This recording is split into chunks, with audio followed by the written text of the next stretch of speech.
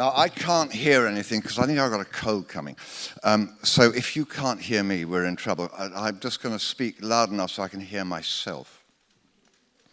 I'm not a poet. I'm not a writer, not an academic, not a critic, but I'm a performer. My job is to try to transmit what the playwright, the novelist, the scriptwriter, or the poet heard when they wrote. My job is not to get in the way, not let me get in the way. Of course, in a major aspect, I am in the way and cannot help being in the way. The words are read through my eyes, transmitted to my brain, whose wiring is subject to my genes and what has occurred to me during my life up to this point. They then transmit out through my voice, out of my mouth and into your ears. So, with this in mind, we can expect every King Lear to be different, colored by the nature of the particular performer.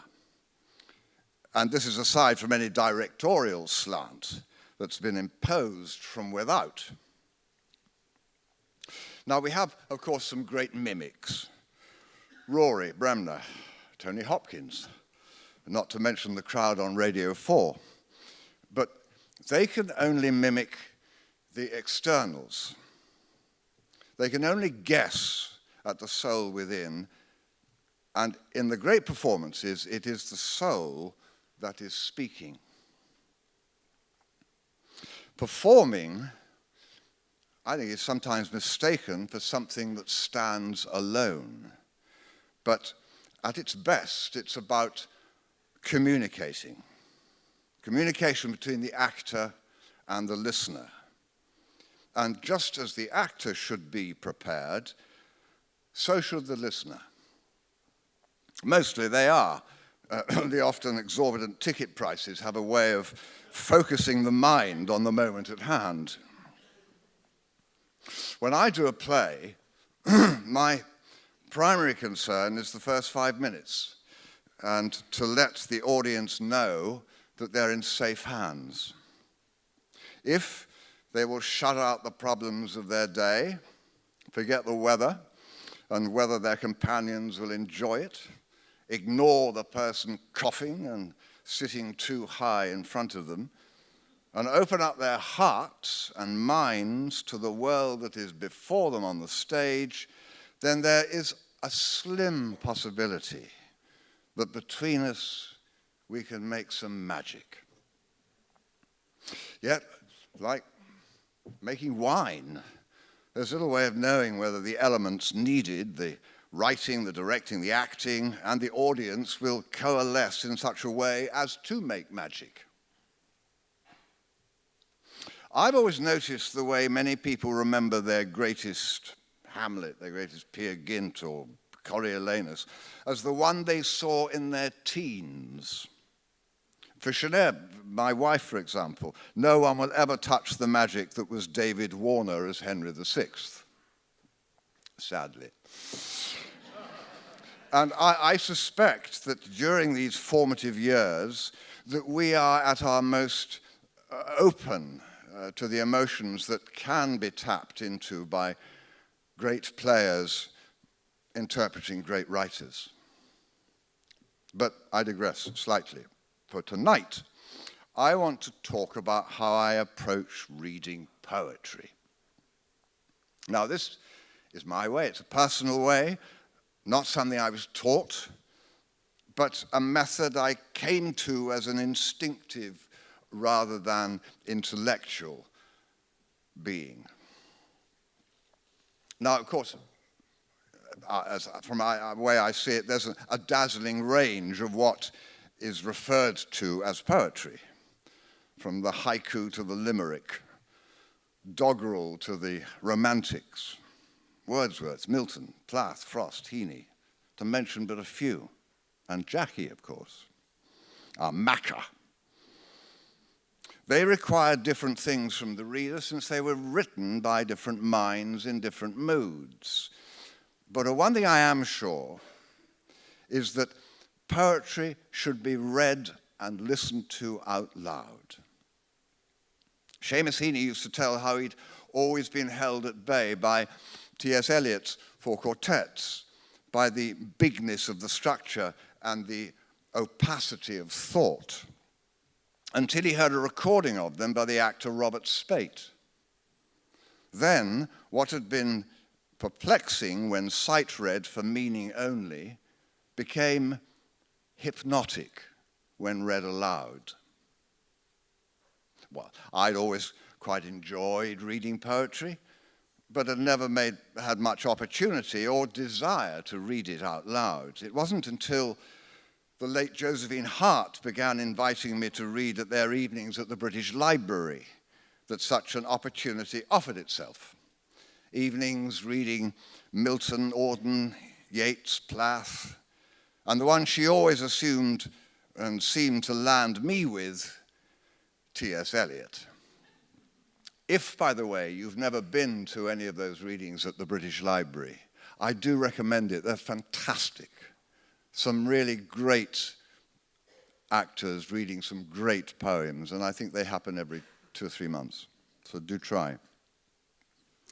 So anyway, I found Eliot dense, difficult, deeply comic at times, and without often really understanding, I would read him on a wing and a prayer. After one such evening, as we settled down to drinks and dinner, Valerie, Eliot's widow, was introduced to me and muttered something about me having the voice of today for Eliot, and why didn't I record some of his work? Well, I was delighted, of course, but shortly afterwards, perhaps by coincidence, the BBC invited me to record The Wasteland. Uncertain of myself and feeling that a woman's voice would help the audience through this extraordinary poem, I asked Eileen Atkins to join me. Well, the transmission seemed popular. Eileen, as you would expect, was certainly superb. And the Beeb came back with a further request for me to record the 4 quartets. Well, I thought, I'm going to have to do some work here. One of the most, if not the most iconic poems of the 20th century. So I read it, and I reread it, and then I read it again. I read Eliot's biography and anything written about his work, and especially anything about the quartets. I waded through Christopher Ricks and Jim McHugh's annotated commentary. As Ezra Pound said, the more I know of Eliot, the better.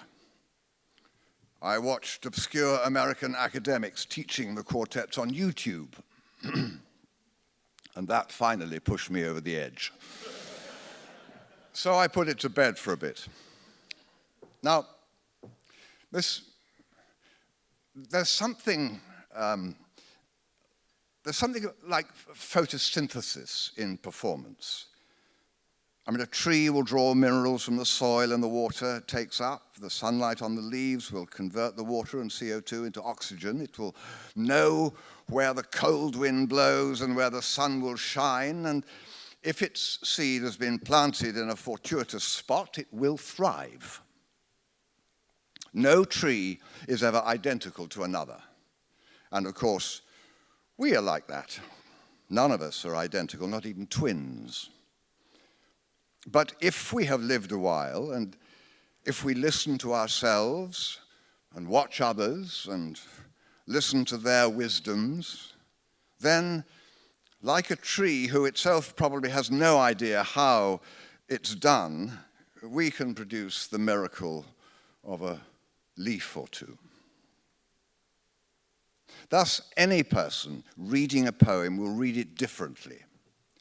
But the professional's job is to balance his own emotional and intellectual instinct with the clues given by the writer as to what he was feeling and to what he wants to convey by making the particular choice and constructing the order of the words he has used and the sounds of those words as they rub up against each other, and the rhythms of the verse.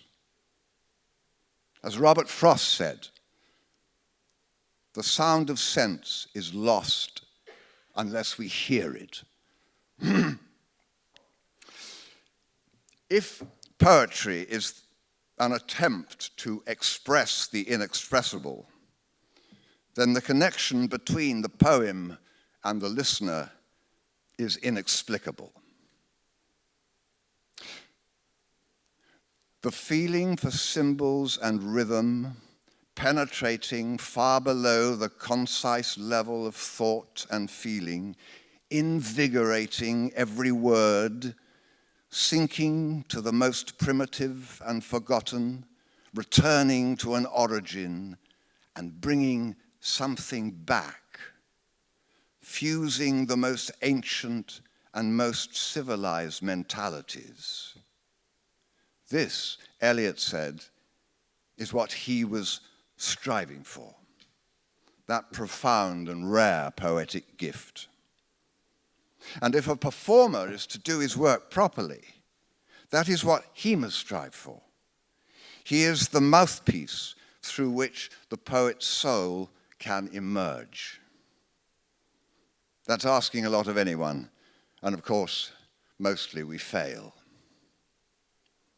Of course, musicians do this all the time. I mean, from pages full of dots and dashes, the great soloists, orchestras, and conductors can produce the sublime. I was once lucky enough to be performing Stravinsky's Oedipus Rex with the Leningrad Symphony Orchestra and the Moscow State Choir, conducted by the great Valery Gergiev. I remember him at one point in rehearsals stopping the orchestra and asking them to return to a particular phrase, saying, I can't do the accents, I won't try. I think, he said, I think what Stravinsky had in mind at this moment was this. And then he sang the phrase as he was hearing it in his head. And this great orchestra repeated it as he wished. Those hundreds of musicians feeling through their instruments for the delicacy of sound that Gergiev felt Stravinsky had been striving for. But getting back to the simpler transmission of poetry, one thing I've noticed is how now, you see, I made a change here because Sinead said I had to, and I can't read my writing. One thing I noticed is how sometimes even the poets themselves fail to do justice to their own poems, present company accepted, and also accepting Seamus Heaney and Dylan Thomas and Ted Hughes, all who, like Jackie, read their own poems wonderfully. But this is not always the case. Eliot reading his poetry comes over to me as rather dry and passionless, his exterior manner strangling the emotional richness of his work. And I suppose we should not forget fashion. Eliot was reading after the cataclysm of 2 world wars. Male emotion was not in vogue. But listen to recordings of past actors, much revered in their time, like Henry Irving, for example, who now sound almost laughable. But all that aside, I believe if a reader today has good, clear communication between his voice and his emotion, and if he sublimates his own ego, then he has a chance of touching upon something that lay within the poet's heart. For today's audience, tomorrow perhaps it'll need another person, another reader. Of course, Eliot could not resist playing with ideas both of the ancients and of other writers and poets who had gone before him.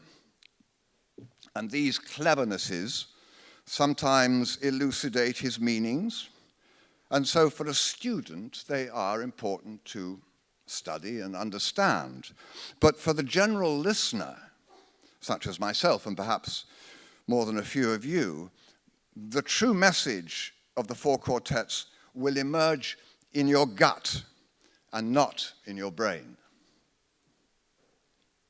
The four parts of that poem take just under an hour to be heard, and knowing that to concentrate continuously for that length of time is beyond most of our capabilities, I often counsel my audiences not to worry if for a moment or two they lose the thread of what is being said. Let it slide over you until you join it again. Doze off a bit, if you will. Some of our greatest insights come to us in that half-sleep state. But when you reach the end, you might conclude that you have been part of a meditation. A poet struggling for ways to communicate, to get to the still point of the turning world. Except for the point, there would be no dance, and there is only the dance. I'm laying myself open to you, as I try to do to the poet whom I am reading. And if you care to buy the recording on sale in the foyer, you may listen to it and conclude that I have been talking a load of bullshit. But it remains my hope that when you have listened to these particular poems, these four quartets, you will be able to say, there we have been, but I cannot say where, and I cannot say how long, for that is to place it in time. Thank you.